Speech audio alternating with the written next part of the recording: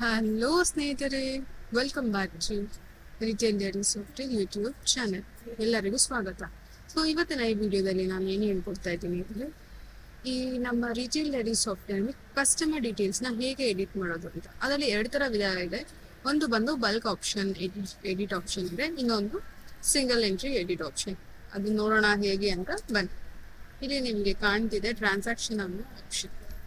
ಈ ಟ್ರಾನ್ಸಾಕ್ಷನ್ ಅನ್ನೋ ಆಪ್ಷನ್ನಲ್ಲಿ ನಿಮಗೆ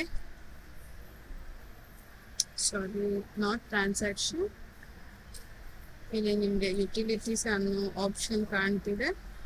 ಸೊ ಯುಟಿಲಿಟಿಯಲ್ಲಿ ನೀವು ಬಲ್ಕ್ ಕಸ್ಟಮರ್ ಆಪ್ಷನ್ ಅಂತ ಇದೆ. ಇಲ್ಲಿ ನೋಡಿ ನಾನು ಏನು ತೋರಿಸ್ತಾ ಇದ್ದೀನಿ ಅಂದರೆ, ನಮ್ಮ ರಿಟೇಲ್ ಡೈರಿ ಸಾಫ್ಟ್ವೇರ್ನಲ್ಲಿ ಮೇನ್ ಶೀಟಲ್ಲಿ ನಿಮಗೆ ಯುಟಿಲಿಟೀಸ್ ಅನ್ನೋ ಆಪ್ಷನ್ ಇದೆ. ಎಸ್, ಅಲ್ಲಿ ಕ್ಲಿಕ್ ಮಾಡಿದ್ರೆ ನಿಮಗೆ ಕಸ್ಟಮರ್ ಬಲ್ಕ್ ಎಡಿಟ್ ಆಪ್ಷನ್ ಬರುತ್ತೆ. ಸೊ ಕ್ಲಿಕ್ ಮಾಡಿಕೊಂಡು ಇಲ್ಲಿ ಫಾರ್ ಎಕ್ಸಾಂಪಲ್ಸ್ ನಾನು ಎರಡನ್ನ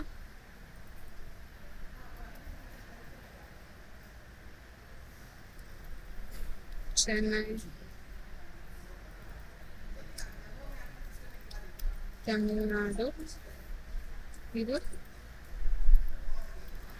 Bengaluru, Karnataka.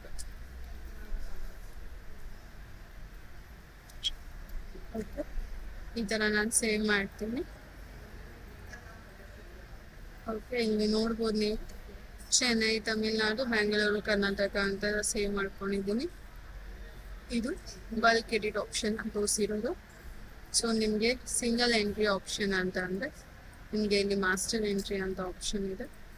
Master ಎಂಟ್ರಿಯಲ್ಲಿ customer ಡೀಟೇಲ್ಸ್ನ enter ಮಾಡೋಣ. ಸೊ ಫಸ್ಟ್ ನೀವು ಅದಕ್ಕೆ ಗೆಟ್ ಡೇಟಾ ಆಪ್ಷನ್ ಅಂತ ಇದೆ. ಗೆಟ್ ಡೇಟಾ ಅಲ್ಲಿ ಸೊ ಜೊತೆ ಅವರು ಫಾರ್ ಎಕ್ಸಾಂಪಲ್ ನಿಮಗೆ ಅಡ್ರೆಸ್ ಚೇಂಜ್ ಮಾಡಬೇಕಾಗಿರುತ್ತೆ. ಸೊ ಇದು ಅಡ್ರೆಸ್, ಹೊಸ ಅಡ್ರೆಸ್ ಅವ್ರದ್ದು. ಸಿಟಿ ಬೆಂಗಳೂರು,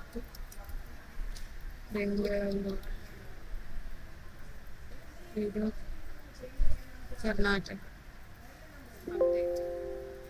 ನೋಡಿದ್ರ ಒಂದಾದ್ಮೇಲೆ ಒಂದು ಈ ತರ ಎಂಟ್ರಿ ಮಾಡೋದು ಈಸಿ ಎಲ್ಲ ವೀಕ್ಷಕರೇ.